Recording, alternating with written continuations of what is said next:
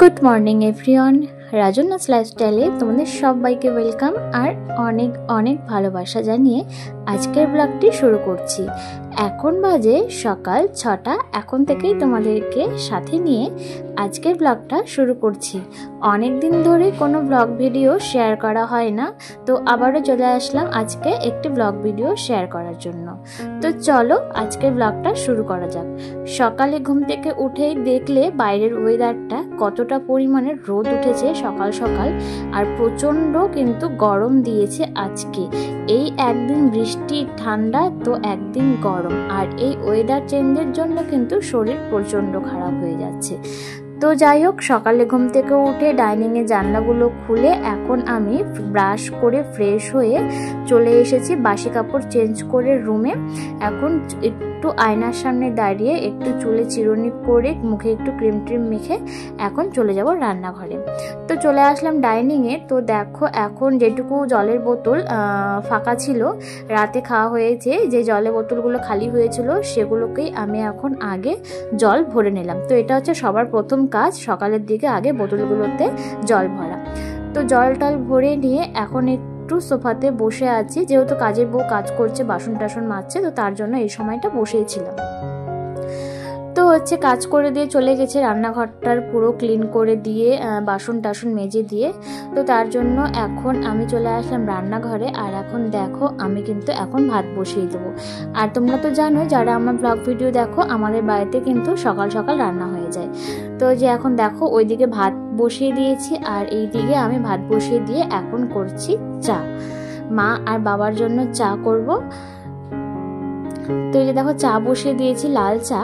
আর আমি কিন্তু এখন লাল চাটা চিনি ছাড়াই করছি, যেহেতু মা এখন চিনি ছাড়াই চা খাচ্ছে, শুধু বাবার জন্য একটু করে চিনি মিশিয়ে দিই। তো চা হয়ে গেছে, এই যে মায়ের জন্য আর বাবার জন্য নিয়ে নিয়েছি চা। তো মা আর বাবাকে চা দিয়ে দেওয়ার পর আমি করলাম আমার জন্য দুধ চা। আজ অনেক দিন ধরে দুধ চা খাইনি, দুধ চা খেতে খুব মন করছিল। কেন মন করছিল বলো তো?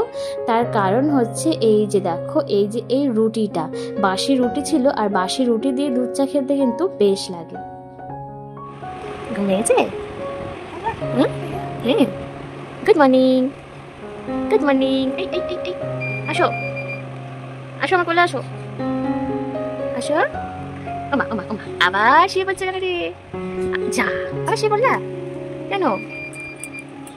আবার শুয়ে পড়ছো কেন? আসো, ব্রাশ করবে না? ব্রাশ করবে না? তো তোমরা তো দেখলেই আমার সোনা মাম্মা ঘুম থেকে উঠে পড়েছে। আরও যখন ঘুম থেকে উঠলো তখন 7:30 মতন বাজে।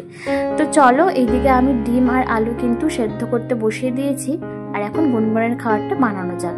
তো 3 চামচের মতো আমি এখানে সেরেলাক্স দিয়ে দিলাম, আর 2টো মেরি বিস্কুট আমি ভেঙে টুকরো টুকরো করে এখানে দিয়ে দিচ্ছি।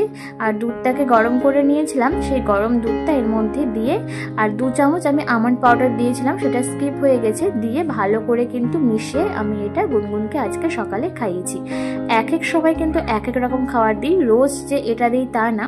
কোনোদিন সুজি, কোনোদিন দুধ মুড়ি, কোনোদিন দুধ বিস্কুট, কোনোদিন এভাবে সেরেলাক্স আর বিস্কুট দিয়ে মিশিয়ে দিই, কোনোদিন ডালিয়া দিই, মানে যখন যেমন পারি তখন সেভাবে খাওয়াই। তো গুনগুনের দিকে দোল খাচ্ছিল, ও কিছুতেই নামবে না, তো এই যে একটু আদর করে নামালাম। তো চলো ওকে খাইয়ে নিই।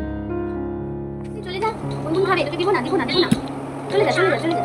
আর সোনা পাখি খাবে না বাবা, আমার গুনগুন পাখি খাবে। দিব পাখিকে? না না, এটা গুনগুন পাখি খাবে।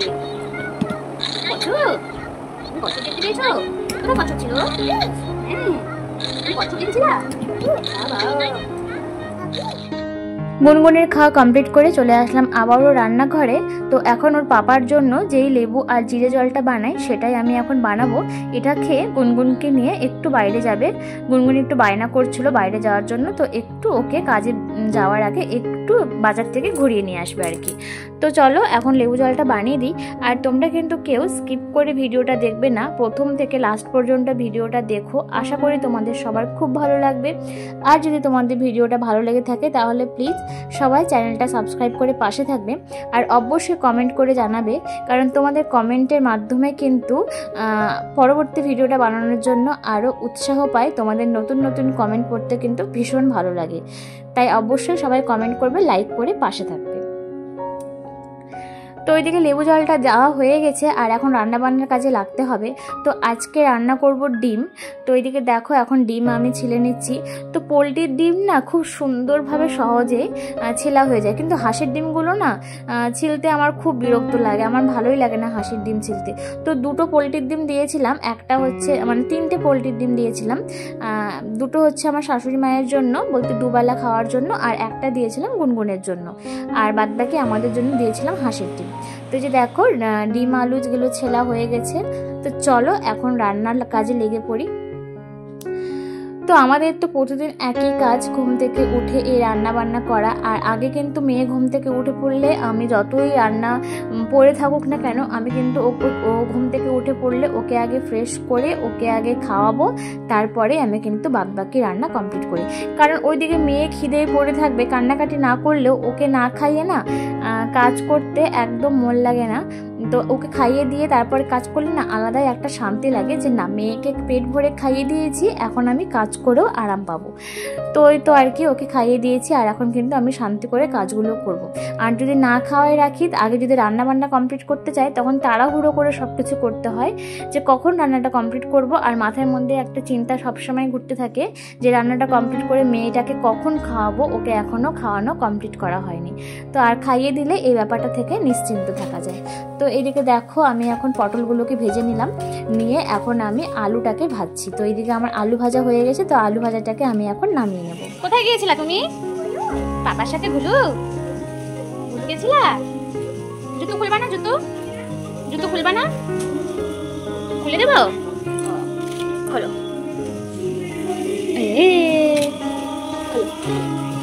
থাক, হ্যাঁ চলো চলো চলো। গুনগুন কিন্তু ওর পাপার সাথে ঘুরে চলে এসেছে, আর ওর পাপা কিন্তু ওকে দিয়ে কাজে বেরিয়ে গেছে। আর তোমাদেরকে তো দেখালাম সকাল সকাল কি পরিমাণে রোদ দিয়েছে আর প্রচণ্ড গরমে একদম ঘেমে অস্থির হয়ে গেছিলো। তাই ও হচ্ছে বিরক্ত হয়ে গেছিলো, আমাকে হাত ধরে টেনে ঘরে নিয়ে আসলো। তো ওকে ফ্রেশ করিয়ে দিলাম, জামা কাপড়গুলো খুলে দিলাম। তো ওকে একটু ফ্রেশ করে দিয়ে তারপরে আমি আবার চলে আসলাম রান্নাঘরে। এখন ডিমের ঝোল রান্না করাটা বাকি আছে, বাদবাকি সব কিছুই রান্না হয়ে গেছে। তো ডিমের ঝোলটা এখন আমি রান্না করে নিচ্ছি। আর তোমরা কে কে ডিম খেতে পছন্দ করো অবশ্যই কমেন্ট করে জানাবে। আমি তো মাছ মাংস মানে যে কোনো কিছুই বলো, আমি সব কিছুর থেকে আমি ডিমটা খেতে বেশি পছন্দ করি। আমি আগে থেকেই ডিমটা খেতে ভীষণ ভালোবাসি। তো আমার জন্য কিন্তু শ্বশুরমশাই বাড়িতে অনেক সবসময়ের জন্য ডিম এনে রেখে দেয়। তো এই যে দেখো এখন ডিমের তরকারিটা করে নিই। আর ওইদিকে গুনগুন হচ্ছে ওর ঠাম্মি ঠাকুর ঘরে পুজো দিচ্ছে, আর গুনগুন কিন্তু ওর ঠাম্মির সাথে ও সেখানেই আছে। এদিকে দেখো আমার মশলাটা কষানো হয়ে গেছে, আর আমি এখন ঝোলের জন্য জল দিয়ে দিলাম।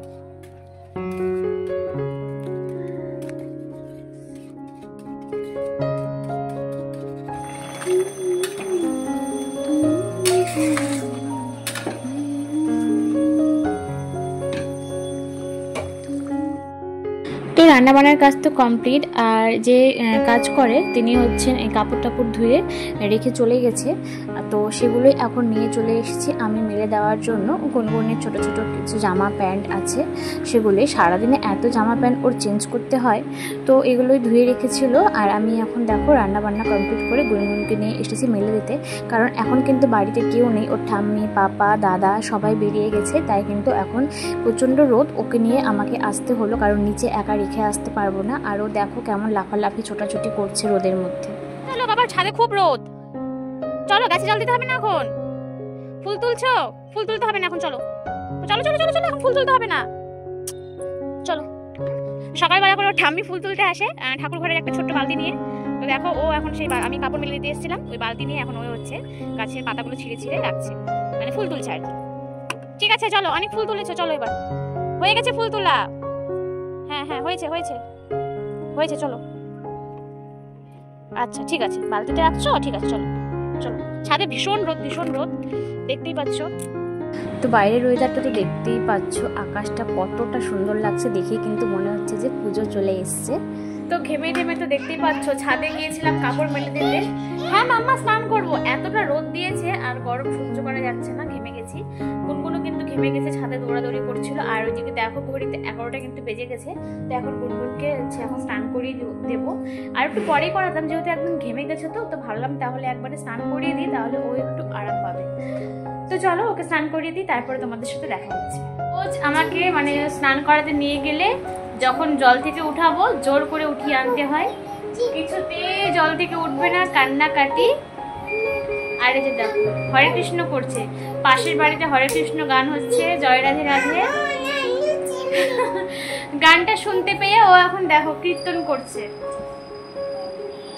খুব সুন্দর হচ্ছে মাম্মা, খুব সুন্দর। গুনগুনের স্নান তো হয়ে গেছে, আর ওই যে সকালে উঠি যতক্ষণ না রান্না বান্না কমপ্লিট করে মেয়েকে খাইয়ে স্নান করিয়ে ঘুম পাড়িয়ে শোয়াতে পারবো ততক্ষণ কিন্তু আমি একটু রেস্ট নিতে পারি না, সেই সকাল থেকে চলতেই থাকে। তো এই যে এখন মেয়েকে স্নান টান করিয়ে দিয়েছি, এখন ভাত টাত খাইয়ে ঘুম পাড়াবো, তারপরে আমি একটু রেস্ট নিয়ে তারপরে চলে যাব আমি স্নানে, তারপরে কিন্তু আমি নিজে খাবারটা খাবো। তো এই যে এইভাবেই চলতে থাকে আমার সকাল থেকে প্রতিদিন। টিভি করতে হবে, আজকে এত চুপচাপ করে বসে আছে কি বলবো।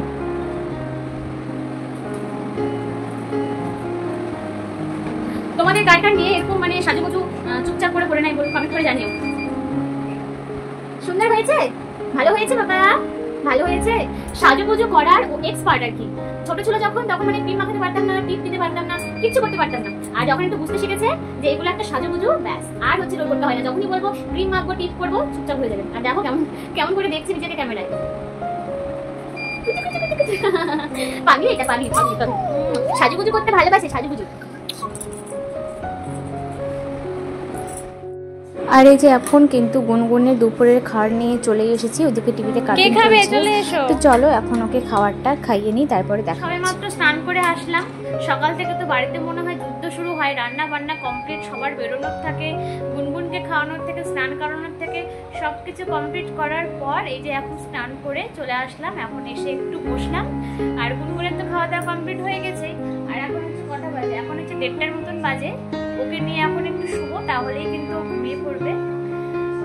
তো যাই হোক, আজকের ব্লগটা এখানে শেষ করবো। তোমাদের কেমন লাগলো অবশ্যই কমেন্ট করে জানাবে, ভালো লেগে থাকলে চ্যানেলটা সাবস্ক্রাইব করে পাশে থাকবে।